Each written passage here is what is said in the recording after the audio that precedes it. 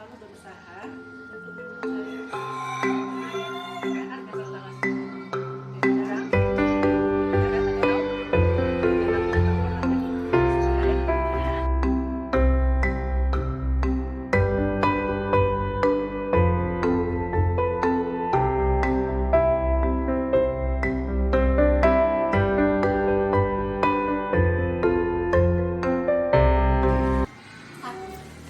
Assalamualaikum warahmatullahi wabarakatuh, Ibu. Bagaimana kabar Ibu hari ini? alhamdulillah baik. Baik Bu, dalam kesempatan kali ini Mega ditugaskan untuk mewawancarai kepala sekolah, Ibu, di mana di sini akan berkaitan dengan pengambilan keputusan. Jadi bagaimana kepala sekolah akan menanggapi atau memilih keputusan berdasarkan kebenaran-kebenaran yang ada. Kemudian di mana kepala sekolah mungkin dihadapkan dengan berbagai dilema ya Bu ya, antara keputusan satu dengan keputusan dua. Jadi mungkin bagaimana cara kepala sekolah mengambil satu keputusan di antara dua keputusan yang bernilai baik gitu Bu. Nah, jadi di sini Mega ada beberapa pertanyaan yang akan Mega pertanyakan kepada Ibu nanti. Nah, kita langsung saja ya Bu ya ke pertanyaan pertama. Ini berkaitan dengan dilema etika tadi. Dilema etika itu merupakan suatu situasi di mana Ibu dihadapkan oleh dua situasi di mana Ibu nanti harus memilih satu sebagai keputusan terbaik yang tidak akan merugikan orang lain, yang berpihak kepada siswa, mungkin berpihak kepada masyarakat banyak tanpa mengecilkan hasil keputusan yang lain. Nah, di sini pertanyaan pertama, bagaimana selama ini Ibu mengidentifikasi kasus-kasus serupa dilema etika atau bujukan moral. Nah, di sini kan Ibu mungkin baru pertama kali mendengar kata dilema etika dan bujukan moral ya Bu. Nah, di sini perbedaannya yaitu bujukan moral itu nilainya satu betul, satu lagi nilainya salah Bu. Kalau seandainya dilema etika ini nilainya kedua-duanya benar. Nah, jadi yang Mega tanyakan itu bagaimana Ibu mengidentifikasi kasus-kasus yang berbau dilema etika. Jadi tentang yang Bu Mega tanyakan tadi tentang dilema etika dan rujukan moral. Mungkin istilah ini bagi Ibu mungkin memang baru. Jadi untuk menghadapi masalah seperti ini mungkin terjadi di sekolah-sekolah atau di lingkungan Ibu Mega. Mungkin ada masalah hal itu Ibu selalu berusaha untuk mencari dulu apa yang akar permasalahannya sebenarnya tentang dilema etika atau tentang rujukan moral tadi ya, supaya nantinya agar dalam mengambil keputusan Ibu tidak salah-salah langkah, dan juga itu juga bisa diselesaikan tentang dilema etika tadi bisa diselesaikan mungkin dengan musyawarah atau secara kekeluargaan supaya nanti diusahakan tidak mencapai ranah hukum. Nanti gitu. Berarti kita bisa mengidentifikasi dari berbagai hal ya Bu ya, mulai dari akar permasalahan seperti itu ya Bu ya. Kemudian pertanyaan yang kedua, selama ini bagaimana Ibu menjalankan keputusan dalam pengambilan keputusan di sekolah, terutama dalam kasus-kasus di mana kepentingan itu benar-benar dihadapkan oleh benar-benar sama atau mengandung nilai-nilai kepentingan yang mengandung nilai-nilai kebajikan. Untuk dalam mengambil keputusan di sekolah, misalnya ada kasus-kasusnya misalnya yang memiliki kepentingan yang sama.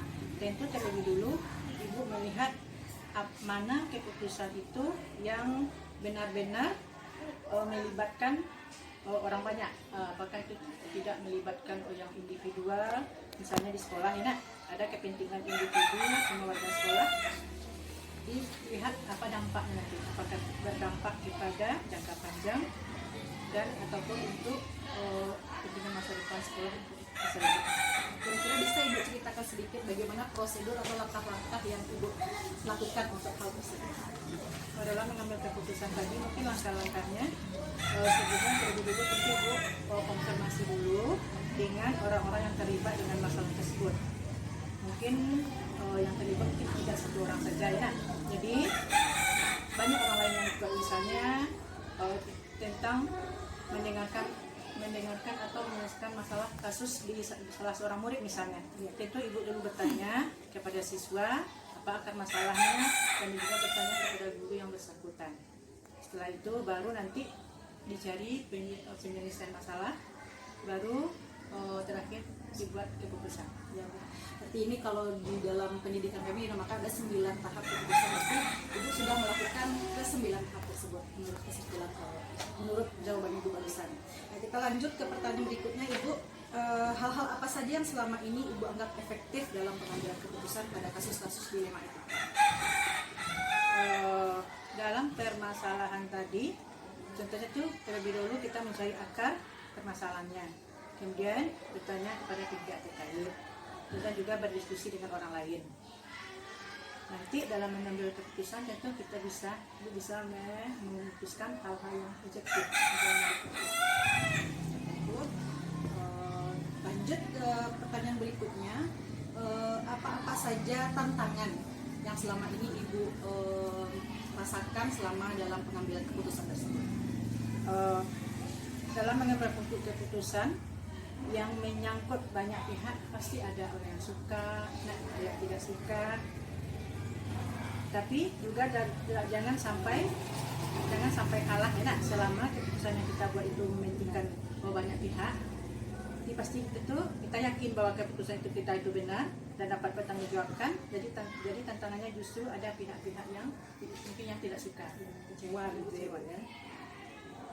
Baik Bu, berarti itu sudah sangat mewakilkan ya Bu ya, nilai-nilai yang atau prinsip-prinsip dalam pengambilan keputusan dalam kasus-kasus dilema etika. Baik, pertanyaan Mega selanjutnya, apakah Ibu memiliki sebuah tata kelola atau jadwal tertentu dalam sebuah penyelesaian kasus dilema etika? Apakah Ibu langsung menyelesaikan di tempat atau memiliki sebuah jadwal untuk menyelesaikannya, atau bisa Ibu jelaskan sedikit bentuk atau prosedurnya seperti apa? Dalam penyelesaian dilema etika itu Bu Mega, tentu Ibu tidak memiliki jadwal yang khusus.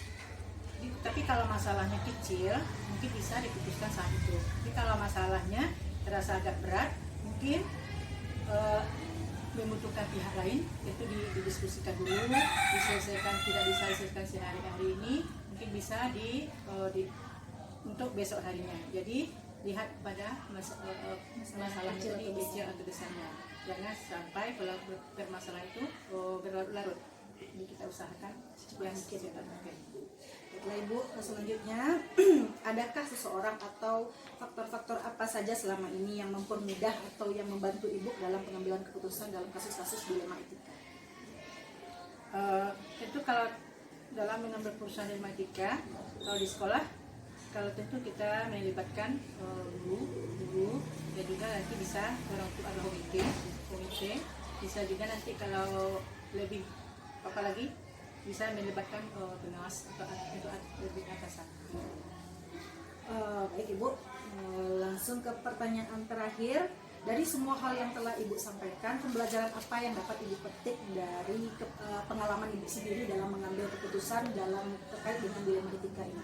Nah, ya, di dalam mengambil keputusan, baik itu dilema etika atau kehidupan moral, yang sangat sesuai dengan pertanyaan Bu Mega tadi, sangat berharga sekali, bisa dijadikan pedoman untuk mengambil keputusan untuk masa-masa yang akan datang, gitu ya.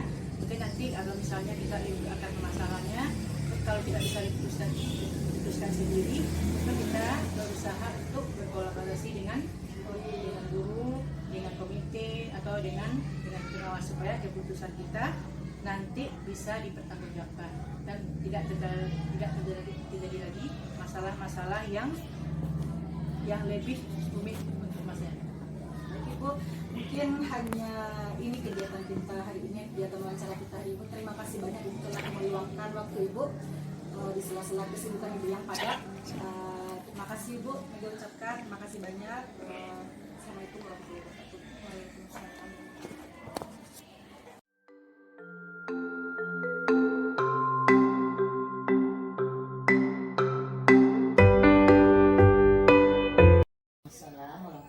Salam.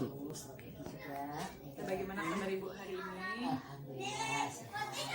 Mohon maaf ya Ibu, hari ini di hari libur Mega mengganggu kegiatan Ibu. Begini Bu, Mega ada sedikit tugas mengenai CGP ini, di mana kami ditugasi untuk mewawancarai kepala sekolah. Nah, kemarin Mega sudah mewawancarai kepala sekolah Mega sendiri, dan sekarang Mega meminta kesediaan Ibu untuk diwawancarai sekitar kasus-kasus atau bagaimana seorang kepala sekolah mengambil keputusan, karena di sini sebagaimana kita tahu mungkin kepala sekolah itu mungkin dihadapi oleh berbagai dilema ya Bu ya, dalam mengambil sebuah keputusan. Nah, jadi di sini tuh dalam mengambil keputusan kita ada dua kategori. Yang pertama itu ada dilema etika, dan satu lagi namanya bujukan moral. Nah, kalau dilema etika itu seperti yang kita katakan tadi, bahwa di mana posisi Ibu dalam suatu situasi di mana dalam dua situasi yang benar, keduanya memiliki nilai yang sama, misalnya satu betul, satu lagi juga betul, maka terjadilah dilema dalam pengambilan keputusan. Kalau satu lagi namanya bujukan moral. Bujukan moral itu ketika Ibu dihadapi dengan nilai yang satu benar, satu salah, jadi langsung bisa mengambil keputusan. Yang kalau yang satu lagi itu namanya dilema etika. Jadi Mega akan fokus dalam mewawancarai mengenai dilema etika. Oke Bu, kita langsung saja ke pertanyaan pertama. Bagaimana selama ini Ibu mengidentifikasi kasus-kasus yang merupakan dilema etika atau bujukan moral? Terima kasih Mega. Pertanyaan pertama, kalau Ibu menghadapi kasus-kasus dilema etika, Ibu di sekolah selalu beranjak dari akar masalah. Apa akar masalah tersebut? Kemudian setelah mengetahui akar masalah, kemudian memanggil siswa yang terlibat dalam masalah tersebut, dipanggil ke ruang Ibu. Kemudian nanti Ibu tanya kedua belah pihak, tanya juga saksi, teman sekelas mungkin, dapat juga masukan bisa nanti dari guru kelasnya, karena yang berhadapan dengan anak setiap hari kan guru kelas. Kalau bisa hal itu diselesaikan dengan cara musyawarah, kekeluargaan, bisa diselesaikan di sekolah saja. Tapi kalau harus melibatkan kedua belah pihak, orang tua mungkin, karena terlanjur diketahui oleh orang tua, anaknya sudah melapor ke orang tua, Ibu juga memanggil kedua belah pihak orang tua, kemudian dimusyawarahkan, kalau bisa secara kekeluargaan. Tapi kalau misalnya orang tuanya mengakibatkan yang tidak baik bagi anak, mungkin bisa juga musyawarah melibatkan atasan Ibu, misalnya pengawas dan juga komite sekolah. Mungkin itu. Ya Bu, terima kasih atas jawabannya Bu. Selanjutnya kita masuk ke pertanyaan kedua. Selama ini bagaimana Ibu menjalankan keputusan yang telah Ibu ambil di sekolah Ibu, terutama untuk kasus-kasus di mana ada dua kepentingan yang sama? Nah, silakan Ibu. Kalau ada dua kepentingan yang sama di sekolah Ibu, tetap Ibu beranjak dulu dari akar masalah. Kemudian untuk menindaklanjutinya dilihat dari dua kubu, berarti kan dari dua kubu tuh mana yang lebih bermanfaat ke sekolah, ke orang banyak. Kalau ke pribadi, kalau ke individu itu lebih buat kebaikan. Bu mengutamakan kebaikannya untuk warga sekolah yang lebih banyak, kemudian untuk kepentingan sekolah. Jadi misalnya ada juga mungkin beberapa individu yang tidak apa dengan pendapat Ibu, tapi tetap Ibu musyawarahkan dulu dengan guru, suara guru. Kapan perlu melibatkan juga atasan, pengawas misalnya. Pokoknya Ibu ambil yang bermanfaat, menguntungkan untuk lebih banyak pihak di sekolah, sehingga lama-kelamaan yang bagian terkecil itu nanti akan menyadari bahwa Ibu berpihak ke yang benar, yang bermanfaat ke sekolah. Jadi intinya lebih ke manfaat yang lebih besar ya, di atas kepentingan bersama dulu. Nah, baik Bu, lanjut ke pertanyaan berikutnya. Langkah-langkah atau prosedur seperti apa yang Ibu lakukan selama ini? Tadi juga sudah terjawab ya Bu ya. Oke, kita lanjut ke pertanyaan berikutnya saja Bu. Hal-hal apa saja yang selama ini Ibu anggap efektif dalam pengambilan keputusan pada kasus-kasus dilema etika? Efektif kira-kira apa Bu? Kalau efektif, setiap ada masalah Ibu langsung mengambil tindakan, jadi tidak mengundur. Yang kedua, di samping menanya yang bersangkutan, menanya guru kelas, guru kelasnya, wali kelasnya, juga guru bidang studi, kemudian juga memanggil orang tua, sehingga sinkron antara jawaban anak dengan orang tua itu sama, kemudian kita memberi nasihat, menasihati anak ke arah yang lebih baik sama dengan orang tua, sehingga antara pendidikan di rumah dan sekolah sejalan. Kadang-kadang di sekolah kita berusaha untuk baik, tapi di rumah orang tuanya tidak sejalan dengan kita, jadi beri juga masukan sehingga anaknya jadi anak yang lebih baik ke depan. Mungkin itu. Secara langsung saja ya, Iya, tanpa secara menunda langsung. ya. Tanpa menunda. Ya, baik. Kemudian apa yang menjadi tantangan bagi Ibu dalam pengambilan keputusan dalam dilema ini? Iya. Kalau tantangan mungkin di sekolah ibu karena ibu sering bermusyawarah, tidak terlalu banyak, sebab kalau kita sudah melihat akar masalah, kemudian apa penyebabnya, jalan keluarnya, ibu musyawarahkan juga dengan guru, kapan perlu melibatkan juga orang tua, sehingga keputusan yang diambil itu sama sependapat dengan guru lain. Jadi kita sependapat dengan guru kelas, guru dan studi juga dimusyawarahkan dulu, sehingga keputusannya diambil itu sudah musyawarah di sekolah. Gini tuh. Intinya musyawarah ya, Ya, tidak musyawarah. gegabah sendiri dalam Ya. Ibu, kira-kira dalam pengambilan keputusan itu apakah Ibu memiliki jadwal tertentu dalam pengambilannya atau Ibu menyelesaikannya apakah punya suatu tempat yang apa misalnya? Iya.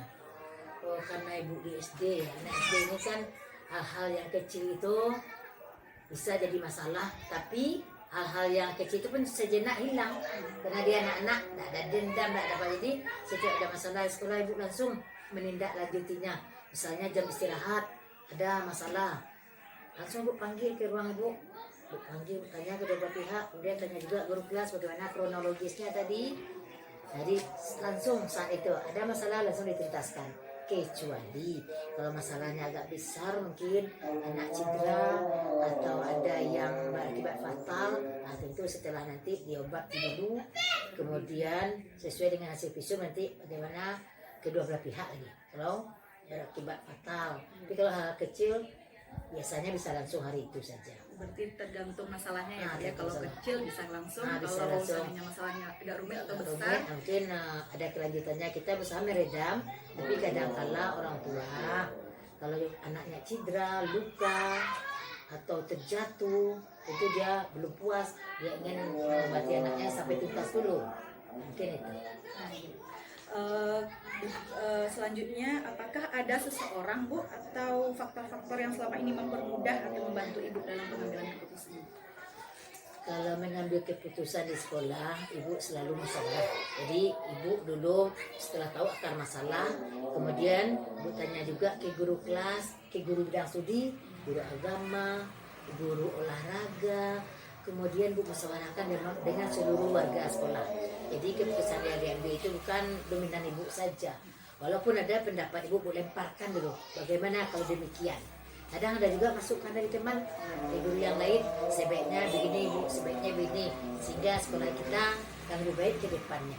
Nah, setiap masukan itu selalu ibu terima, sehingga masalah-masalah yang kecil bisa hilang, masalah yang besar bisa diperkecil. Itu untuk sekolah Jadi ini. masukan-masukan itu juga bersifat memvalidasi Ah, nilai-nilai iya, ya Bu iya. ya. Kadang kita tidak terfikirkan oleh kita, jadi ada masukan. Nah, ya ada masukan dari teman. Baik Bu, ini pertanyaan terakhir. Dari semua hal yang telah kita diskusikan tadi, kira-kira pembelajaran apa yang dapat Ibu petik dari pengalaman Ibu sebagai kepala sekolah dalam pengambilan keputusan, khususnya dalam pengambilan keputusan dalam dilema etika? Kalau masalah yang mendukung tadi ya, tetap dari beranjak di akar masalah, kemudian jalan keluar yang lebih baik itu tetap kekeluargaan musyawarah. Kapan perlu masalah yang kecil itu jadi hilang, kemudian masalah yang besar jadi kecil, karena maklum anak SD, kita kan di SD ini setiap sebentar bersenggol sedikit saja bisa jadi masalah. Dengan masalah yang lain bersenggol sedikit saja jadi masalah. Jadi kadang-kala akar masalah itu yang penting, sehingga anak tadi menyadari kok bisa demikian nak, akar masalah, sehingga anak tadi menyadari oh ya bu saya yang salah. Sehingga kadang-kala beri nasihat saja kita, dia sudah duluan minta maaf pada temannya, mengakui kesalahannya saat itu juga. Tapi dia tak ibu masukkan dari guru kelas juga dengan studi, karena berhadapan langsung dengan anak setiap hari kan guru kelasnya. Itu. Baik Bu, terima kasih banyak atas waktu dan jawabannya ya Bu ya. Ibu telah memaparkan dengan sangat jelas bagaimana langkah-langkah Ibu, prinsip-prinsip yang Ibu terapkan dalam pengambilan keputusan yang bersifat dilema tadi Ibu ya. Baik, terima kasih Bu atas waktu yang telah Ibu sengaja luangkan untuk kegiatan wawancara ini. Terima kasih banyak Ibu. Semoga Ibu selalu sukses dalam setiap pekerjaan yang Ibu lakukan. Terima kasih Bu ya. Baik, mungkin cukup demikian kegiatan diskusi kami dengan Ibu Metri Neti, Kepala Sekolah dari UPT SDN 03 Tabek. Terima kasih. Assalamualaikum.